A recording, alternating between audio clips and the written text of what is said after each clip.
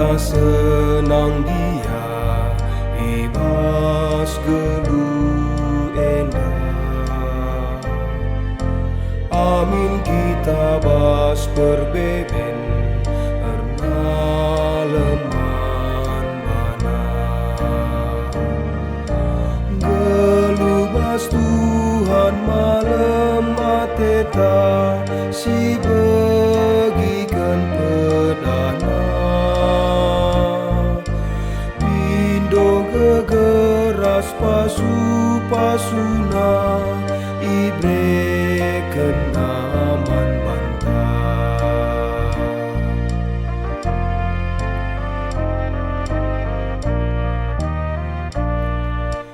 Amin nalati mesra gege ibreken tetap pernah leman bana kide kageluh ta mejingkat landahi kendahina lah meria ukur ta sangap kalak si rembak rahasia terpujilah gelarna.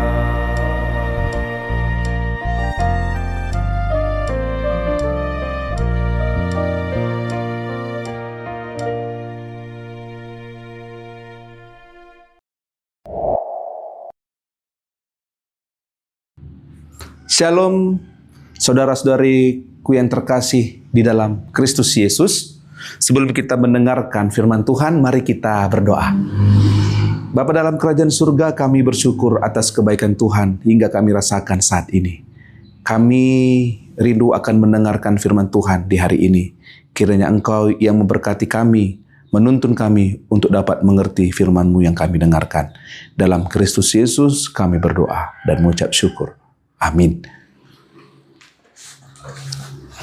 Saudara-saudara yang terkasih di dalam Kristus Yesus, renungan kita di hari ini diambil dari kitab Keluaran 15 ayat yang pertama. Demikian firman Tuhan. Nyanyian Musa dan Israel. Pada waktu itu, Musa bersama-sama dengan orang Israel menyanyikan nyanyian ini bagi Tuhan yang berbunyi, "Baiklah aku menyanyi bagi Tuhan, sebab ia tinggi luhur, kuda dan penunggangnya dilemparkannya ke dalam laut." Demikian firman Tuhan. Saudara-saudara terkasih di dalam Kristus Yesus, mari kita mengingat sejenak bagaimana kebaikan dan kebesaran Tuhan yang pernah kita alami di saat kita berada dalam fase-fase penderitaan pergumulan yang hebat, ya. Mungkin kita merasakan kekhawatiran ataupun ketakutan, tetapi dengan cara Tuhan bekerja, Tuhan mengizinkan kita lepas daripada pergumulan ketakutan itu. Mungkin kita pernah merasakan kebaikan Tuhan. Dan mari kita merenung sejenak ketika Tuhan turun tangan, ya, di dalam segala pergumulan kehidupan kita. Hal utama apa yang kita lakukan terhadap kuasa kebesaran Tuhan yang kita alami. Firman Tuhan yang sampai pada kita di hari ini, kita melihat bagaimana Musa dan bangsa Israel, ya, ketika mereka di dalam kekelaman, ketika mereka di dalam ketakutan, di dalam bayang-bayang Raja Firaun, di dalam perbudakan di tanah Mesir, mereka keluar dari perbudakan tanah Mesir, tetapi Raja Firaun tidak hanya tinggal diam, dia mengerahkan 600 kereta yang terpilih, kalau kita melihat dalam Keluaran 14, dan rakyat Mesir untuk mengepung orang Israel, ya. Secara dunia, pasti orang Israel tertangkap, terkepung. Tetapi kita melihat cara Tuhan bekerja melalui Musa, melalui tongkat Musa. Segala sesuatu yang tidak terpikirkan manusia, ya, ternyata Tuhan memberi jalan bangsa Israel dan Musa keluar dari tanah perbudakan Mesir dengan menyeberangi Laut Teberau. Ya.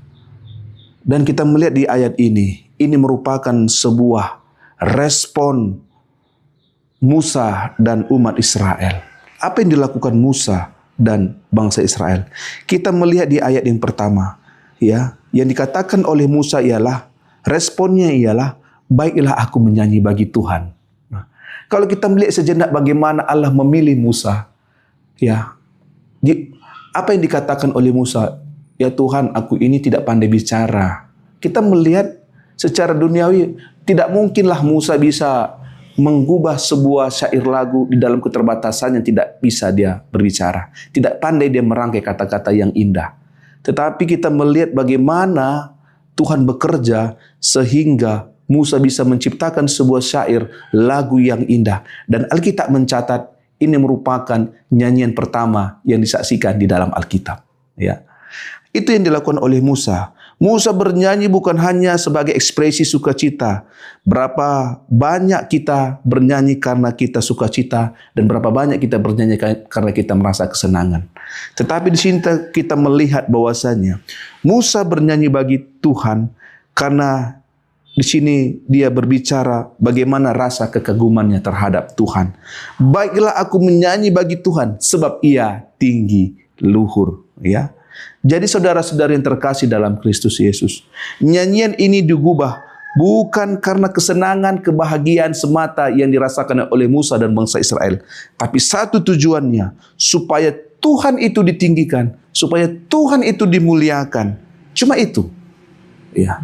Nyanyian itu mengarah, mengkerucut kepada kemuliaan, pengagungan nama Tuhan. Jadi seseorang yang bernyanyi mengagungkan Tuhan, memuji nama Tuhan, kalau cuma lahir daripada ekspresi kesenangan, ekspresi kebahagiaan duniawi, maka orang akan enggan untuk memuji Tuhan di saat kesusahan melanda. Kalau ekspresi itu pengagungan Tuhan, ya, pengagungan akan kebaikan Tuhan, maka situasi, kondisi apapun, ya, kita mampu untuk bernyanyi. Karena kita bisa melihat bagaimana cara Tuhan, ya, bekerja di dalam kehidupan kita, baik di saat badai melanda maupun tidak ada badai melanda. Kita mampu untuk memuji nama Tuhan karena kita mengekspresikan akan pengagungan nama Tuhan. Makanya ada istilah kui cantat bis orat. Mereka yang bernyanyi berdoa 2 kali. Saudara-saudara yang terkasih dalam Kristus Yesus, hendaklah ketika kita menaikkan pujian, ucapan syukur kita kepada Tuhan melalui nyanyian, hendaknya hati kita, mulut kita hanya terarah kepada pengagungan Tuhan, kemuliaan nama Tuhan. Amin, kita berdoa. Kami bersyukur Tuhan atas firman-Mu. Kiranya Tuhan yang memampukan kami untuk melakukannya. Di dalam Kristus Yesus kami berdoa dan mengucap syukur. Amin. Shalom mejajuah bagi kita semua.